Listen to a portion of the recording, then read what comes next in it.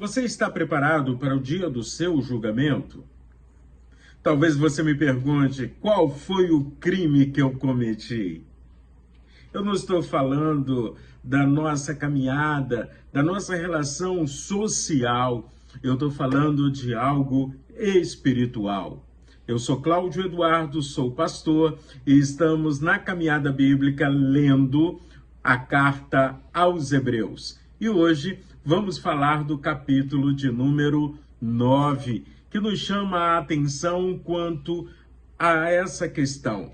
Nós temos um advogado fiel, nós temos alguém que assumiu a nossa culpa, pagou a pena pelo nosso pecado e agora nós precisamos refletir sobre isso e até mesmo decidir se queremos aceitá-lo como nosso advogado e vamos compreender que quando ele estava pagando a pena, ele estava me substituindo, estava no meu lugar ou não, porque nós temos liberdade e no uso da nossa liberdade podemos fazer as nossas escolhas.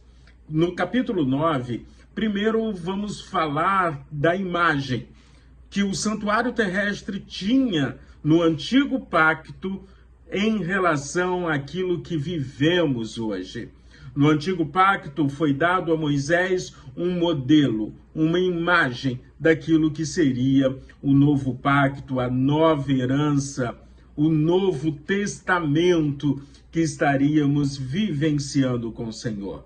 Além de tudo isso, não esqueçamos, ser igreja de Cristo não é ser uma organização religiosa.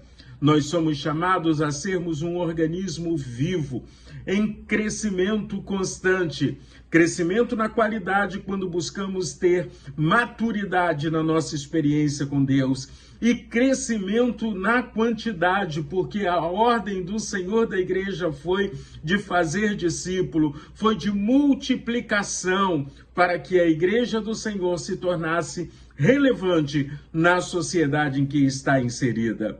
Nós vamos acompanhar os primeiros cristãos em Atos dos Apóstolos fazendo uma diferença tremenda nos lugares onde eles estavam.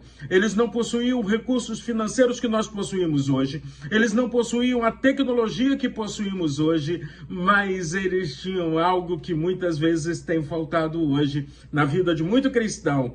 Eles tinham convicção de que o Espírito Santo estava com ele e que eles tinham uma obra tremenda para fazer. Quando eu olho para o antigo pacto, eu vejo que tudo aquilo que era feito estava focando, mostrando o que seria, por uma vez por todas, feita por nosso Senhor e Salvador Jesus Cristo.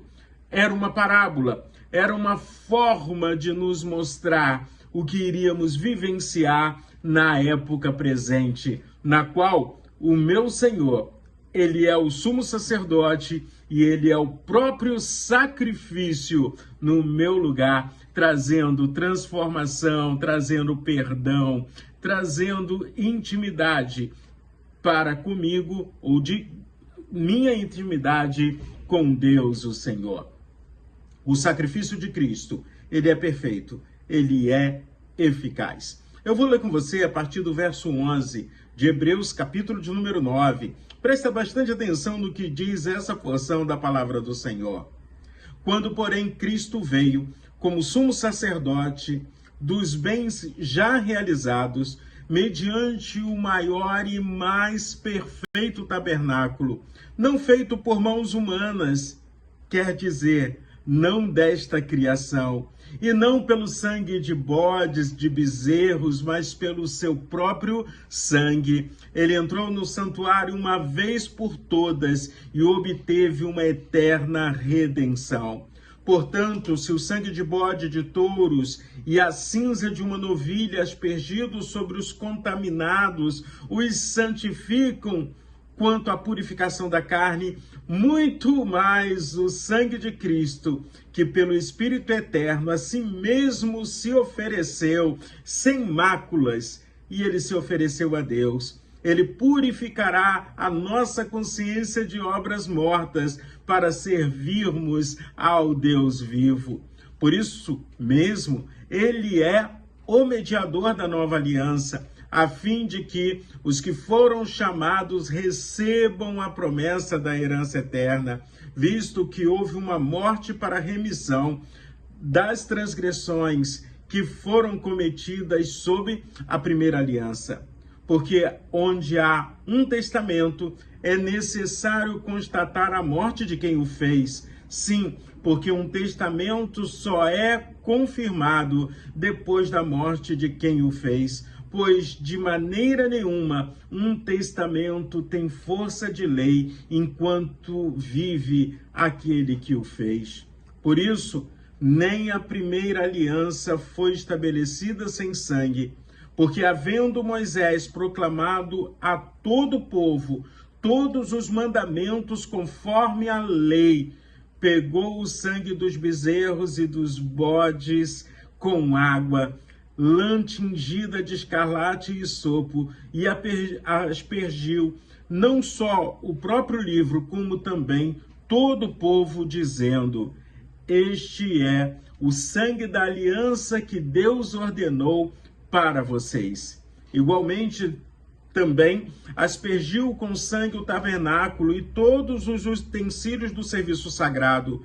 De fato, segundo a lei, quase todas as coisas são purificadas com sangue, e sem derramamento de sangue não há remissão. Era necessário, portanto, que as figuras das coisas que estão nos céus fossem purificadas com tais sacrifícios, mas as próprias coisas celestiais requerem sacrifícios superiores àqueles.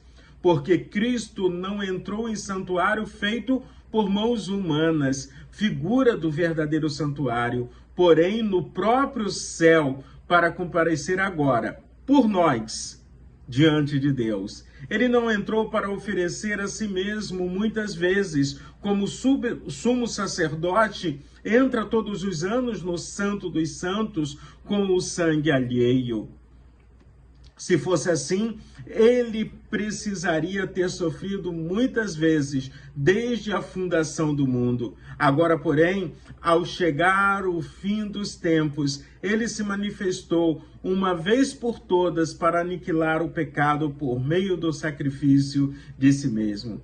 Assim, como ao homem está ordenado morrer em uma só vez, vindo depois disso o juízo, assim também Cristo, tendo se oferecido uma vez por todas para tirar o pecado de muitos, aparecerá segunda vez, não para tirar o pecado, mas para salvar aqueles que esperam por ele. A minha esperança está no Senhor e eu espero que a sua também. Então, vamos continuar caminhando. Que Deus abençoe ricamente o seu dia.